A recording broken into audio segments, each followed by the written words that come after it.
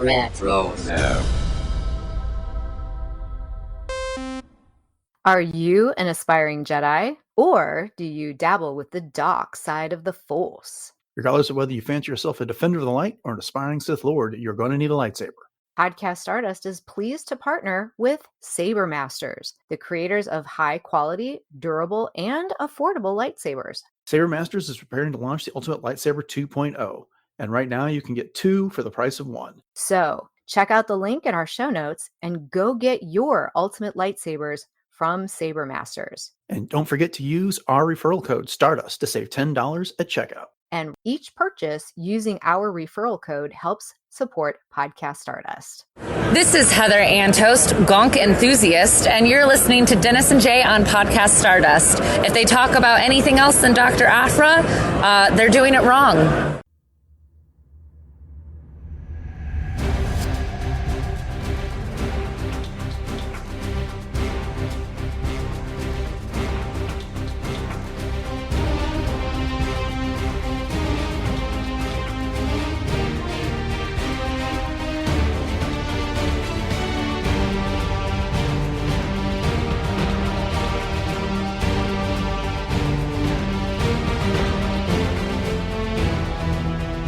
Hello and welcome to Podcast Stardust. This is the fully armed and operational podcast dedicated to Star Wars news, reviews, and discussion. I'm Dennis Keithley. And I'm Jay Krebs. And it's time for our weekly look at Star Wars news. But before we dive into that, Jay, how about letting everyone know where we can be found around the internet? Absolutely. Very easy to do. We are conveniently found on Facebook, Instagram, and X at Podcast Stardust. All right. The dish is aligned. The signal is boosted to maximum output. The shield is down, and we are now broadcasting to the galaxy. This is the week's Star Wars news. So it's kind of a light week. We got a few fun stories to get into, but as we approach the Acolyte, we're starting to get more and more coverage in more and more places, including Empire Magazine and EW. So we're going to talk a little bit about that, some surface level stuff. And up first, we have U.S. Suetamo talking about playing Kelnaka, and this was a story in Empire Magazine. And the question was about kind of along the lines of how he distinguishes playing this new Wookiee, Kelnaka, who's a Jedi, compared to Chewbacca, who we all know and love. And this went back to what he learned while playing Chewbacca from Peter Mayhew. And he said, Peter told me right from the get-go that Chewbacca is a mind character. The audience doesn't understand what he's saying exactly, but they interpret his mannerisms and every little twitch and every little movement and roar. So I thought that was a pretty astute observation that I hadn't ever really considered before. For me, it's like always, I think we all kind of latched on how, like, in any given scene, if Chewbacca is talking and we're meant to understand what he's saying, then the actor he's performing against will kind of do something like what, Han Solo did. It's like, you said it, Chewie, where did you dig up that old fossil? Kind of repeat his line in English, but he's not wrong. There is a lot to that performance that I think that a mind character is a great way of describing it. Oh, yeah. And I'm with you. I have never heard it put that way, but, miming what other people are doing or saying is pretty perfect. I mean, it's kind of in the same vein as even a droid, like R2-D2, that doesn't have specific lines, but you kind of get the gist of what they're saying or doing by those around them. And, I'm just specifically thinking about Luke, for example, kind of, reiterating what R2 had said. So, yeah, so that's very new information. And so I'm really glad to have that little enlightenment. But Eunice is just such a joy. I mean, everything that I've ever seen with him, he's just so into playing a character. And, so far it's been Chewbacca. But now that we have Kelnaka and the differences that exist between Chewbacca and this new Jedi, as you were saying, having to kind of carry yourself differently and have sort of a different demeanor kind of a thing. And just the way that he's really throwing himself into the character study of Kelnaka is just so cool. Yeah. Along those lines, we get this other quote from him that explaining the difference between Kelnaka and Chewbacca is that Kelnaka, being a Jedi, that sets certain expectations to how you carry yourself in the line of duty. There are certain assumptions that can be made as to whether he lets his emotions take control of him to the extent that Chewbacca would, for example. It was very interesting to bake that into the character and try to personify that on screen. So in other words, Kelnaka is not nearly as they put in this article, as impulsive fuzzball as Chewbacca is. I really like that. And to your point, if you ever get the chance to meet Eunice at a con, you have to take advantage of it. He's extremely welcoming. He's eager to talk with you, eager to spend some time with you, and he loves playing these characters. Oh, yeah. Yeah, and I need to take advantage of that, so I'm really hoping that he does, in fact, come to a con that I'm able to go to. Yeah, and he frequently does. He's frequently on the con circuit. I mean, I met him at Fan Expo Dallas. It would have been one of the years prior to the pandemic. And I got to him at the end of the last day of the con, and like so many people were wrapping up and putting things away, and he and his handlers were just kind of hanging out there. And I walked up and was like, "Hey, is it too late for me to meet?" And it's like, "No." And so I got a good like 10, 15 minutes with him. It was really cool. And I'm half his size, not literally, but it looks that way. The picture I took with him, standing up to the guy is enormously tall. Oh, So yeah. yeah, so don't miss it if you get the chance. He is definitely worth visiting. But speaking of the Acolyte, in an interview with Entertainment Weekly, Daphne Keane was talking about the lightsaber action, and they're going or aiming for the top with that, and that they hope to top the Darth Maul fight from the Phantom Menace. And she's quoted as saying, "Yeah, that was a very frequent conversation we had. It was very much, we want to top the Darth Maul fight, the most iconic fight, I think, in the Star Wars cinematic universe. It's such an amazing fight, and we're all so excited about the saber fights. There's such a skill and a craft to it that feels so OG Star Wars and feels so impressive when you see it as a viewer." Sign me up. If that was the goal, I'm there for it. Oh, heck yeah. That's really raising the bar high, though. I mean, oh my gosh, because obviously, as she pointed out, that is one of the most iconic fights in all of Star Wars. Mhm. So, yeah, I mean, like you said, bring it on, because if that's the kind of action that they're bringing, then I can do that all day. Yeah. And just the way this quote came out warms my heart. We talk about this a bit. Like no actor has to like love the franchise that they're acting because it's a job, right? But in this case, she's talking about how she knows about this fight. It's an iconic fight. She thinks it's the top one, and then she's going on about OG Star Wars as Right. well. So Yeah. you can tell she is invested. Oh, for sure. And to that end, she did. She was doing the same thing that Liam Neeson was talking about when he was playing Qui-Gon. How they're practicing with the lightsabers and performing the fights, and she was making the noises with her mouth, which is like the most universal thing for anybody. It really is. Yes, that's exactly what I was gonna say, but because I remember hearing Ewan and Hayden talking about that too. Like, you just can't not. And when we were growing up, we didn't have saber masters making lightsabers for us. Right. Provide all the sound effect. We were in the same article. She's talking about how she's finding sticks and playing Star Wars and stuff like that. That's what we did. We would use a Right. wiffle ball bat or a wrapping paper tube or something like that, and then you'd wander around, swinging around, making those noises because they were just so cool. And so, yeah, that tickled me. Exactly. I was really glad to see that. All right. Well, in some other Disney Plus news, this one, I don't know what to make of this. So I want to get your thoughts on it, Jay. uh, Disney Plus is reportedly eyeing Star Wars and Marvel linear channels. And if you don't know what that means, I'm going to use another industry term. It would be something similar to the fast services like Tubi and Roku, which are fast means free ad supported television.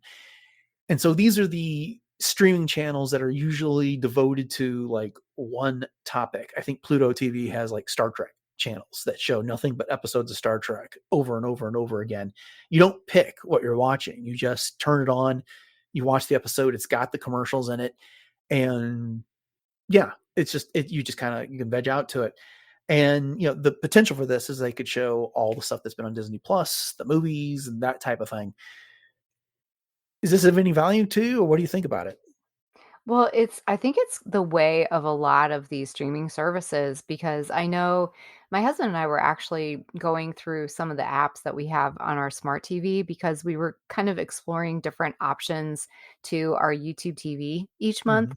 And honestly, that's like one of the cheaper of all of the options overall, for multi-channel kind of things. But we were exploring things like the Tubi, and we do have a Roku stick and, some of those other things. And it does kind of blow your mind the amount of programming that is actually available on those, and with them being the ad supported, obviously it's kind of a win-win for both the subscriber, so to speak, the individual, the consumer themselves, and the companies because and whoever is putting out the ads because the ads get watched, the companies get the money from the ads, and who knows? I mean, in some cases, I almost wonder if they get more money from the ad-supported stuff than they do from subscriptions They because definitely do. yeah, because so many people do it.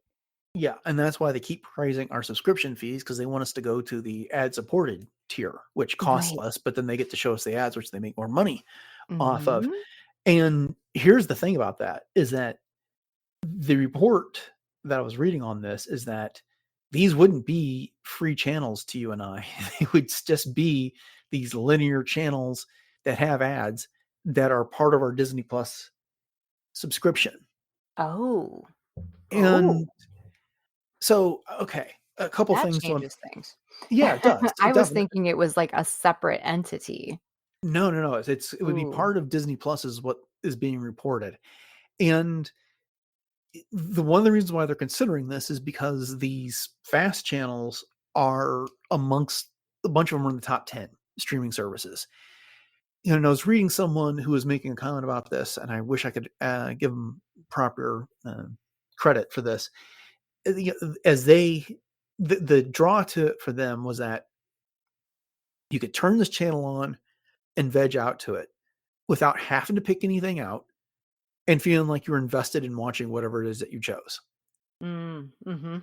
Which there is undeniably an appeal for that. But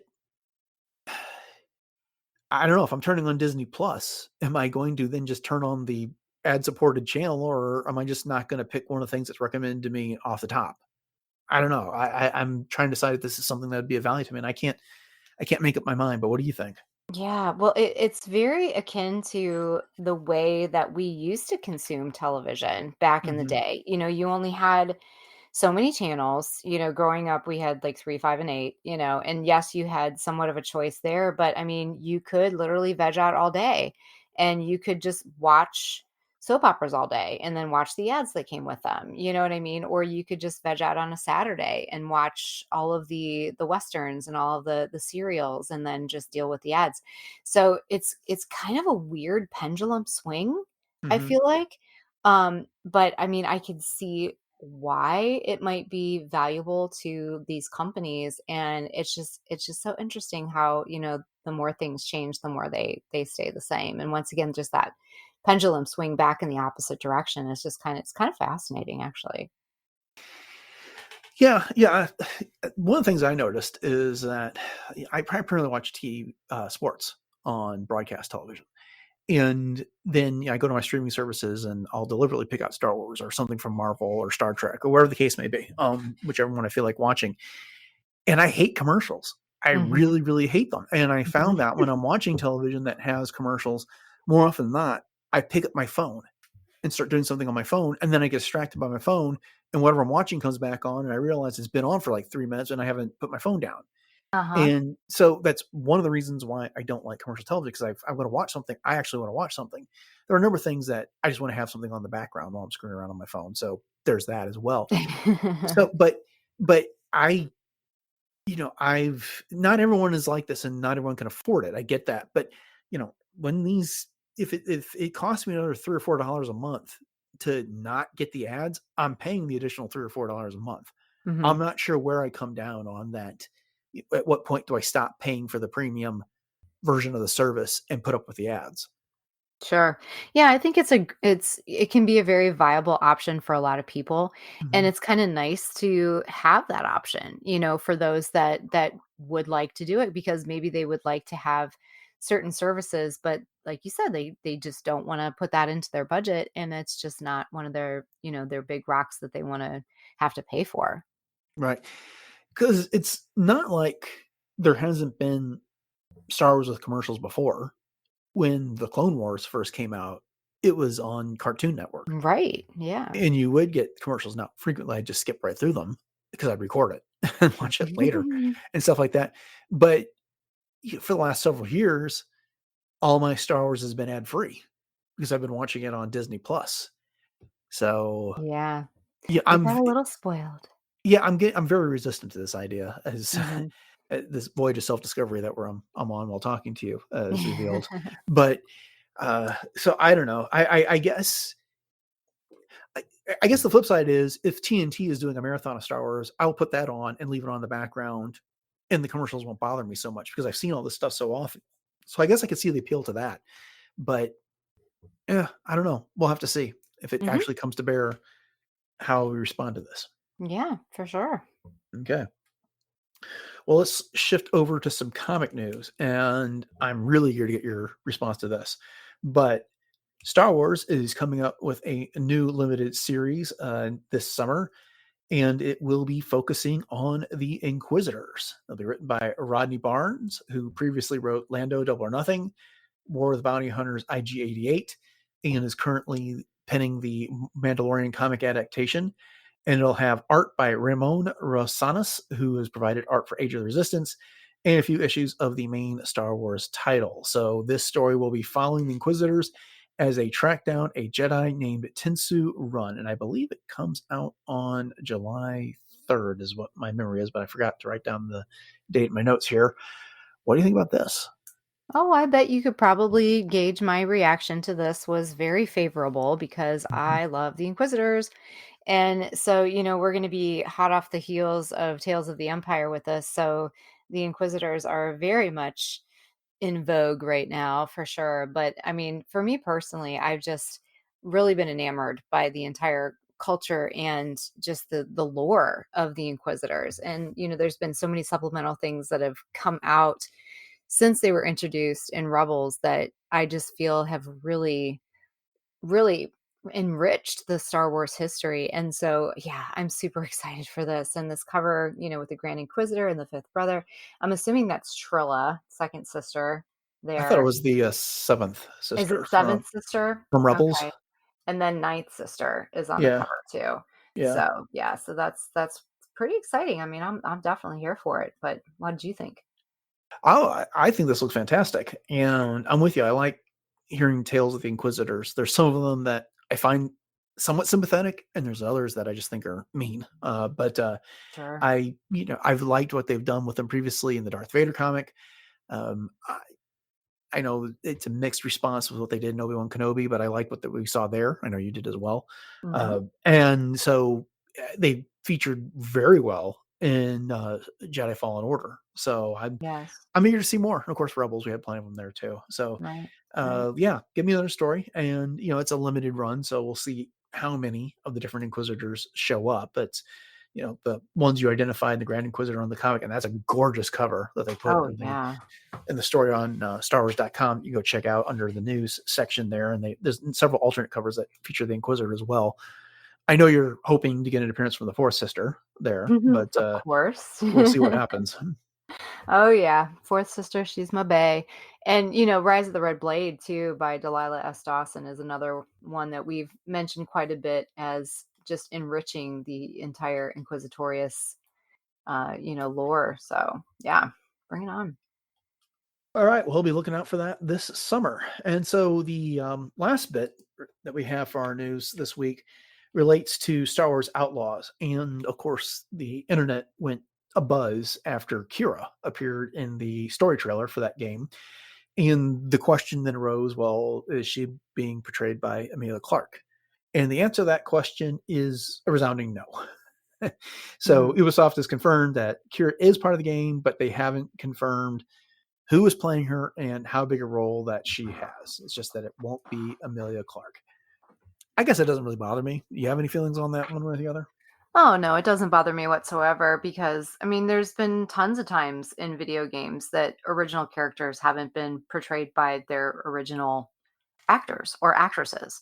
And so I just think that that's just part and parcel of what video games are, you know? I mean, Mhm. I don't see the reason to get upset about that at all, quite honestly.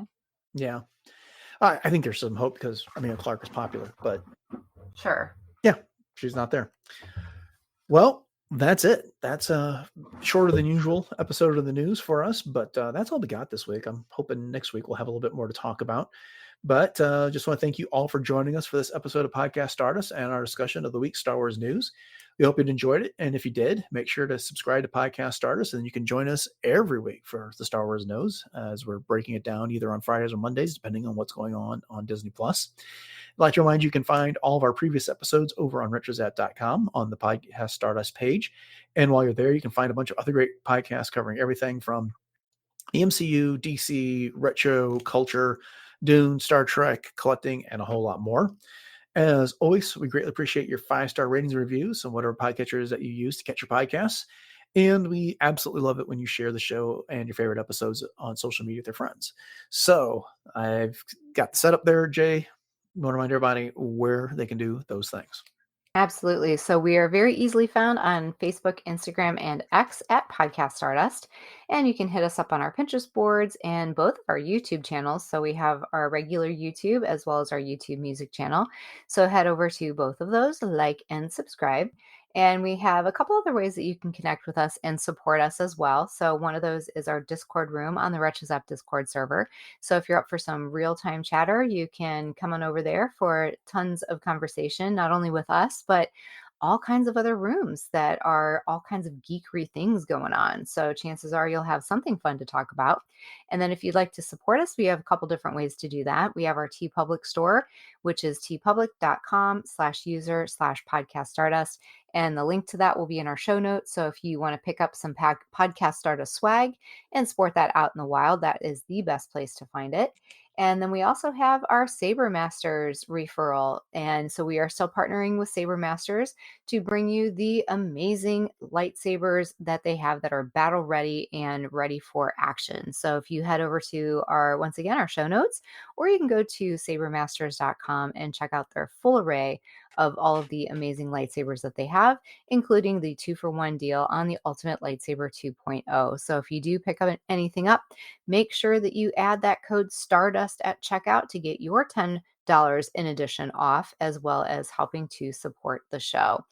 And so, with that, Dennis, fill us in on what kinds of other projects you have going on, podcast wise or other. So, my wife and I are currently enjoying season 5 of Star Trek Discovery, and we are talking about it over on Work Trails, which is our Star Trek podcast exclusive to the Wretches App podcast feed. So just go to your podcast of choice, look for Wretches App, and you can find the episodes there. If you want to find our previous episodes talking about Strange New Worlds, Lower Decks, Picard, and previous seasons of Discovery, then the best place to do that is at retrozap.com. Jay, give us the lowdown on what's going on in the world of cosplay. All right. Well, on my Instagram, which is at j.snipscosplay, you can catch all of my adventures. And I just recently had an amazing weekend in Cleveland for Fan Expo. And I have this coming weekend coming up is 2 different events, actually. Well, no, take that back. 1 event. I was supposed to have 2, but only 1 this weekend. I will be in Worcester for the Operation Fandom Pop Culture event at the Wayne County Fairgrounds in Worcester, Ohio. And then I have 2 different events on May the 4th, and I will be once again returning to Grigio Wine and Cocktail Bar in Worcester from 7 to 9 p.m. for a trivia night. And earlier in the day, I will be at Common Grounds in Medina, Ohio for a fun little keychain event and some just community Star Wars fun. Okay, upcoming on the show on Wednesday, it is the next edition of World Between Worlds, where Jay breaks down some Star Wars fashion and lifestyle products, talks about cosplay and what she's been up to on the convention circuit. And then on Friday, it's back to the Bad Batch for the penultimate episode of the season and the series. Wow. That's really hard to say. Yeah, it is. Okay. Well, before we go, we did want to extend our condolences to Warwick Davis and his family over the recent loss of his wife, Samantha. May the force be with her. Rest in peace. And with that, thanks for listening to episode 719 of Podcast Stardust, everyone. And until next time, may the Force be